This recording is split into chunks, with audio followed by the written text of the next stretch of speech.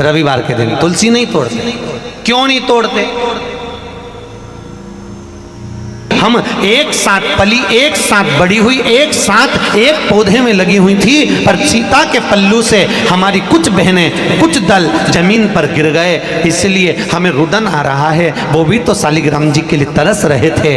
विश्वामित्र जी ने कहा, जानकी तुम्हारे साड़ी के पल्लू से तुलसी के दल आज नीचे गिरे हैं, इसलिए आज मैं तुलसी शालिग्राम को समर्पित नहीं करूंगा। वो दिन था रविवार का, इसलिए रविवार के दिन तुलसा नहीं तोड़ी जाती है। पुण्य करता था, बहुत पुण्य।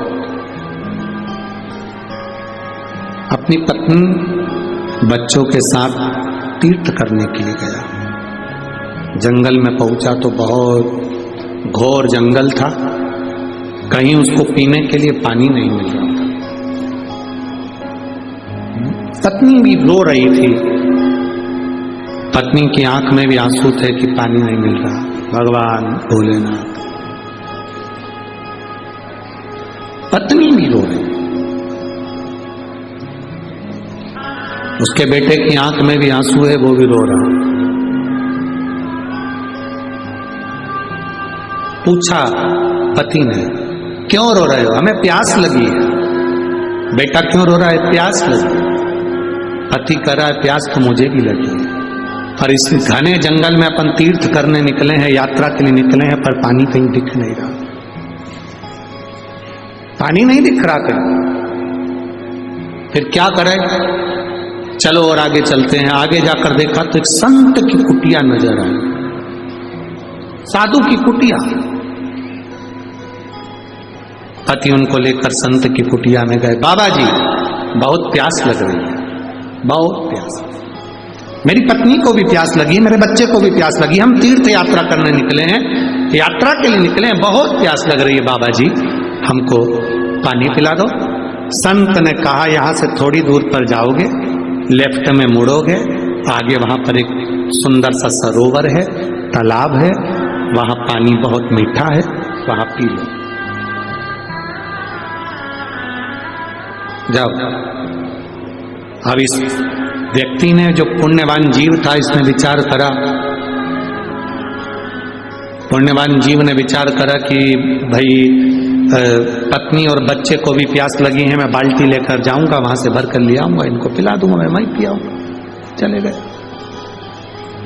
गया, जो गया उसने सरोवर देखा, तालाब देखा, बड़ा सुंदर सरोवर तालाब था, पानी पिया, बाल्टी में भरा, लेकर आने लगा। बीच में 5 लोग उसको मिल गए।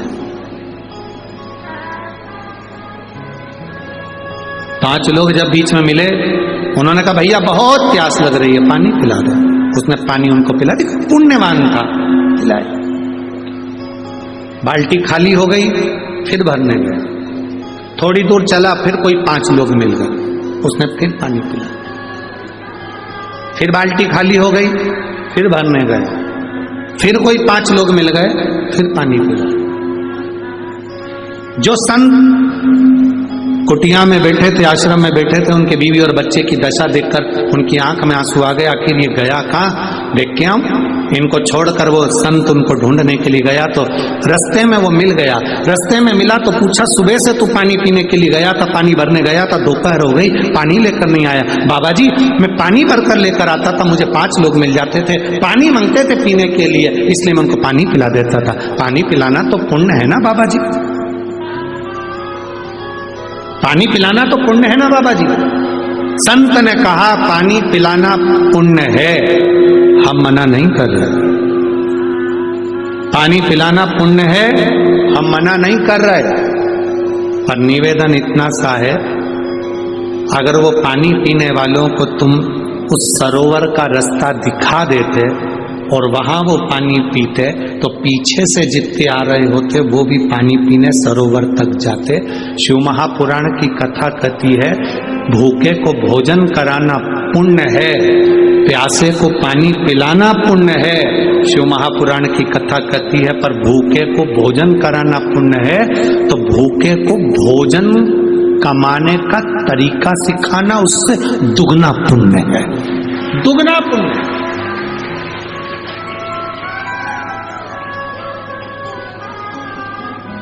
भिखारी को भिक्षा दो, मना नहीं है, हम मना नहीं करेंगे, क्योंकि कल से भिखारी आंदोलन पर बैठ जाएंगे हमारे नाम पे।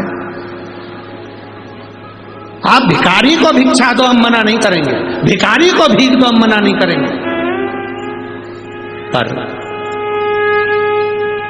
भिखारी भीख ही ना मांगे उसके लिए एक पहल करो कि कहीं उससे कहो, कब तक भीख मांगेगा, कब तक मांगेगा, चल मैं तुझे किसी दुकान पर काम पे लगा देता हूं, 200, 500, 1000 रुपए मिलेंगे तो तेरी भी जिंदगी चलेगी और तेरी शान सत्ता बढ़ेगी, तो भिखारी नहीं कर पाएगा।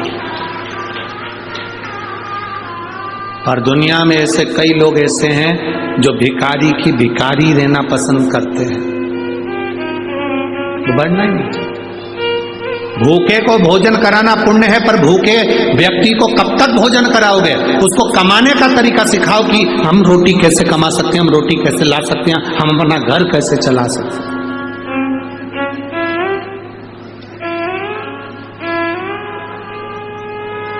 पुण्य है, मना नहीं है।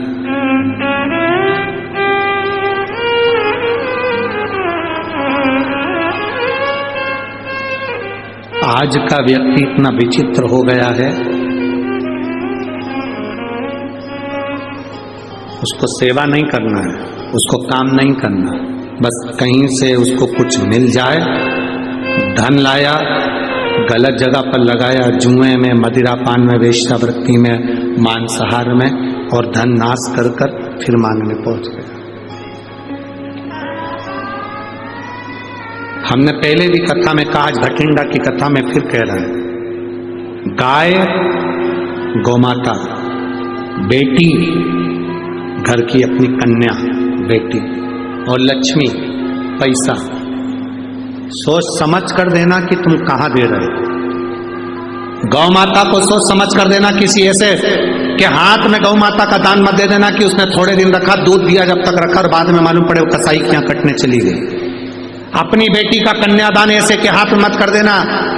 बहुत बड़ा पेट्रोल पंप देख लिया, गाड़ी देख ली, बंगला देख लिया, और मालूम पड़े बेटी को कोई इज्जत ना मिले, बेटी को सम्मान ना मिले, मीठे बोल ना मिले, आदर ना मिले, सम्मान ना मिले, और बेटी रोती है तो फिर माँ बाप को रोना पड़ता है। गाय का दान करने से पहले 50 बार विचार करो, क्या इसके घर में गाय बांधने की जगह है तो गौ दान करो। बेटी दान करने से पहले, कन्या दान करने से पहले विचार करो, क्या लड़का अच्छा है, मेरी बेटी का आदर करेगा, सम्मान करेगा, सत्कार करेगा। ज्यादा गाड़ी बंगला जायदाद नहीं देखना, हमें यह देखना है कि मेरी बेटी का आदर करेगा कि नहीं करेगा, मेरी बेटी को सत्कार देगा कि नहीं देगा, मेरी बेटी का सम्मान करेगा कि नहीं करेगा, मेरी बेटी को आदर वचन बोलेगा कि नहीं बोलेगा।